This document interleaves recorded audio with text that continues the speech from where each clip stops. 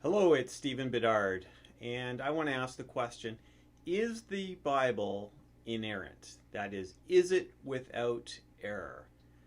Well, that's an important question, and one that denominations and churches have split over.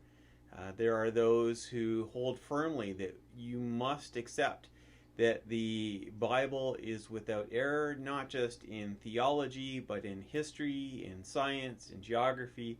Anything that it speaks to, it must be completely inerrant. There are those who take a different view, and oftentimes these two groups do not get along well. So, is the Bible inerrant? Is it without error?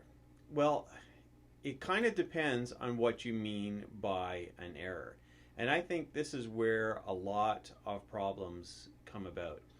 I think that some people attempt to look at the Bible, and when I'm talking about some people here, I am talking both about who I would maybe describe as fundamentalists or at least extremely conservative evangelicals, as well as atheists and other skeptics. It's interesting, they have the same hermeneutic when it comes to the Bible. And that is that the Bible must fit with current levels of precision and accuracy, that we need to read the Bible as if it is a 21st century Western history book, and it must fit those standards. And if it doesn't, then it is with error. And if it's an error in anything, then it's an error with everything. And so we must look at it in these terms. And I don't think that that is appropriate at all. I think we need to look at the Bible in its context, so its historical context, its literary context. We need to look at what histories back then, how they were written, and how it compares to that. One of the things that was very eye-opening to me is I did a study of Josephus, the first century Jewish historian.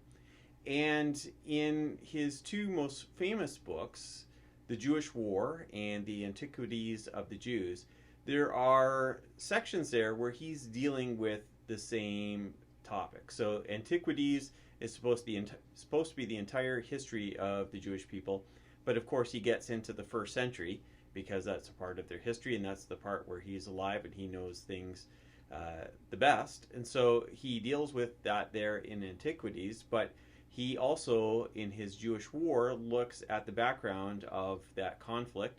And so he's dealing with a lot of things that are happening in the first century. The problem is, when you look at his descriptions of those events, his recording of details is way off. And this is by the same author. He is not concerned at all to get the precise number of people who were there or the precise chronology or anything like that. It just wasn't a part of what first century history writing was like at that time. And so, do we compare the Bible, especially the New Testament? It's easier for us to talk about the New Testament because we have more to compare it to.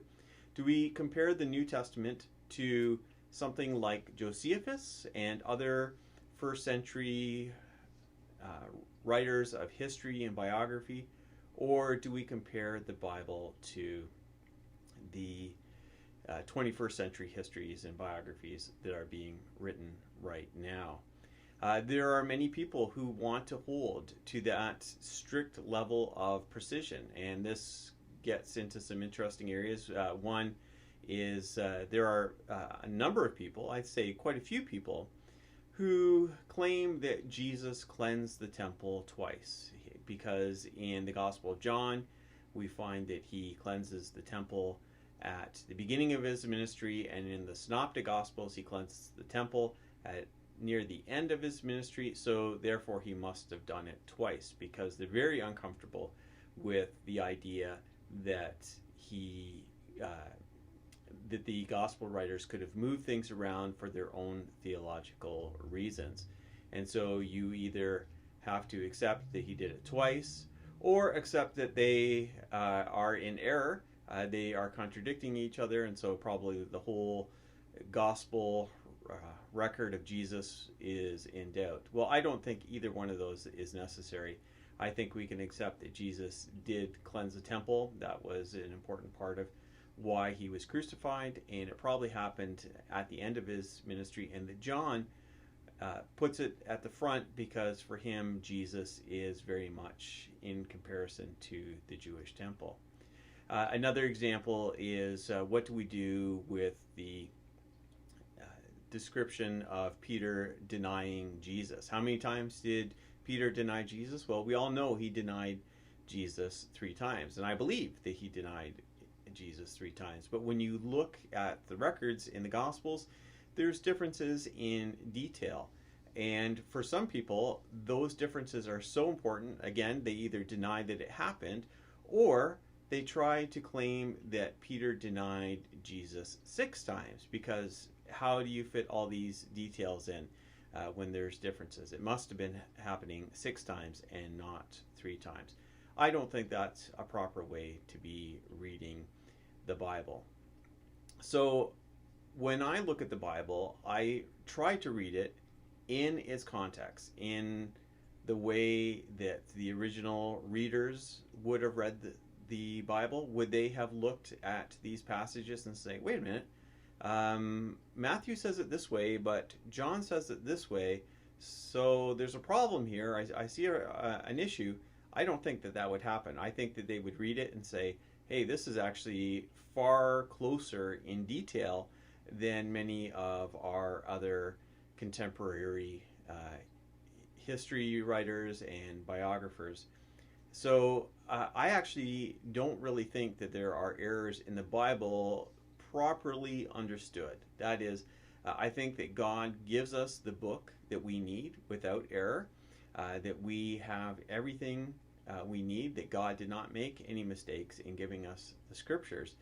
But I would even go as far as to say he incarnated the Bible in a very human book that was written according to the standards of the day in which it was written. And it's going to make us a little bit unsettled. It's going to seem like there are mistakes there, but that's because we are looking at it with 21st century Western eyes. I tend not to get into descriptions of inerrancy. I don't find inerrancy all that helpful as a concept, and it's actually a fairly recent concept in biblical discussions. But I will say that I believe that God did not make any mistakes when he gave us the Bible. I hope that gives you something to think about. I encourage you to check out my website, stephenjbedard.com. Thanks, and God bless.